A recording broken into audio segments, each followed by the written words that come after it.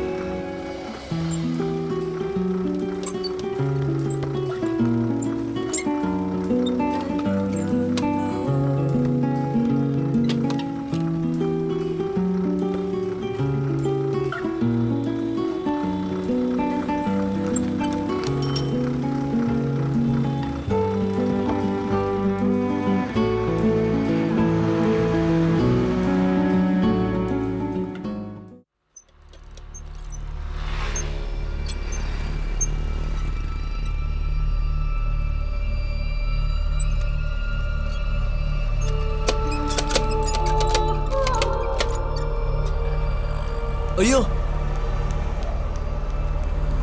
അത് ഈ കമ്പി ആയതുകൊണ്ടാണ് ഈ വീൽ ഇതിൻ്റെ ഇടയിൽ കുടുങ്ങിപ്പോയത്. നില്ല് നില്ല്.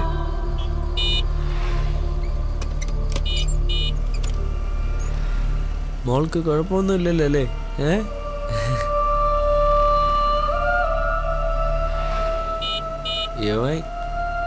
എന്തുവാടേ? എന്താ എന്ത്?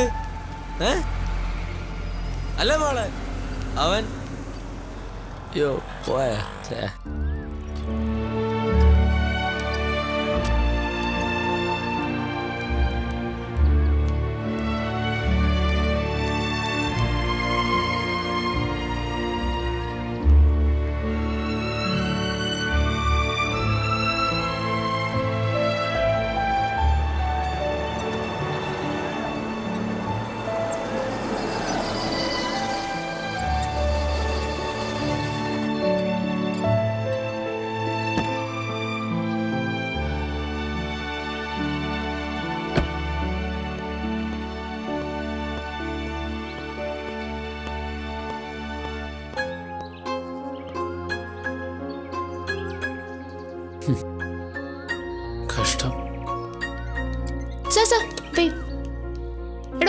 ഇങ്ങോട്ട് വാടോ.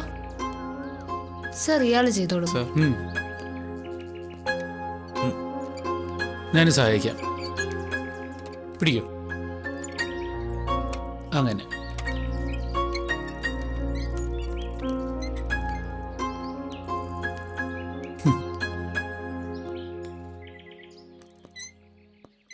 എന്തിനാ മോളിവിടെ വന്നത്? കുട്ടിയുടെ പേരൻസ് ആരെങ്കിലും ഉണ്ടോ ഇവിടെ?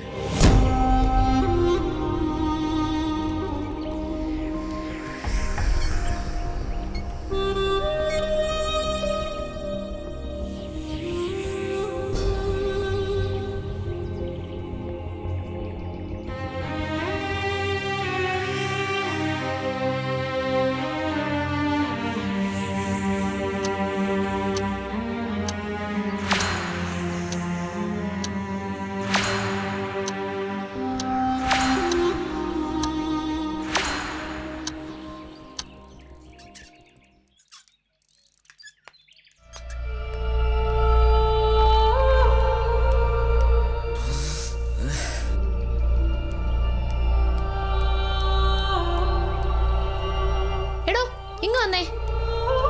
ഓ ശരി ശരി.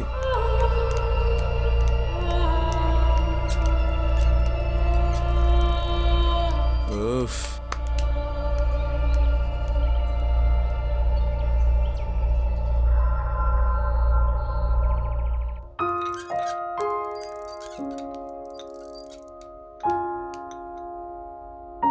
മോളെ ഇപ്പം പറ്റത്തില്ല, നല്ല തിരക്കുള്ള സമയം. ഒരു 2:30 ശേഷം വന്നാൽ മതി.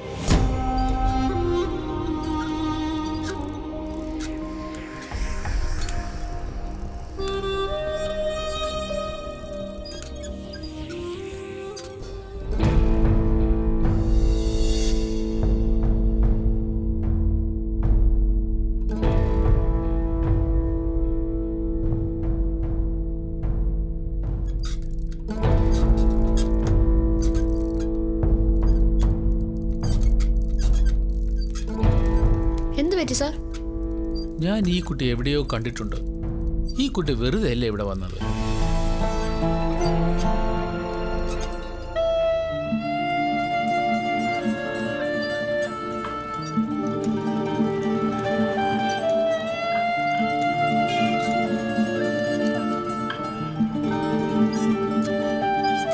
എന്താ ഇവിടെ? കേറാനാ?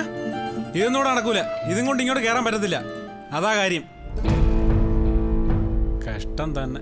എവിടുന്ന് വരുന്നതെന്തോ.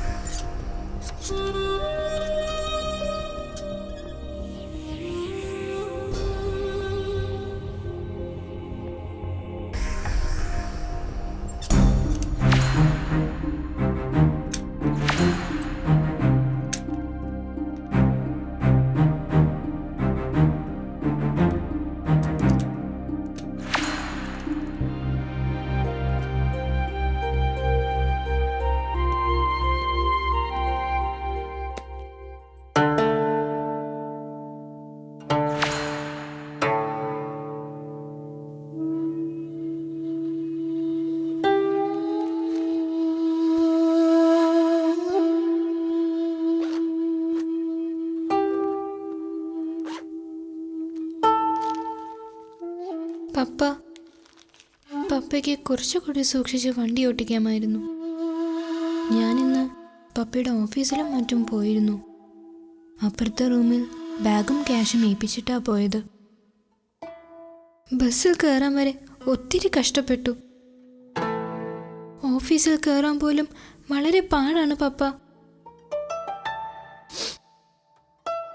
ഭക്ഷണം കഴിക്കാൻ പോലും മറ്റുള്ളവരെ പോലെ പറ്റില്ല. ഞാൻ പിന്നെ നമ്മൾ സ്ഥിരമായി പോകാറുള്ള പാർക്കിലും തിയേറ്ററിലും ഒക്കെ പോയി നോക്കി. എല്ലായിടവും തടസ്സം. പാർക്കിലൊരു അച്ഛനും മകളും കളിക്കുന്നത് കണ്ട് കൊതിയായിപ്പോയി. നമുക്കിവിടം വിട്ട് എങ്ങോട്ടെങ്കിലും പോവാം പപ്പ.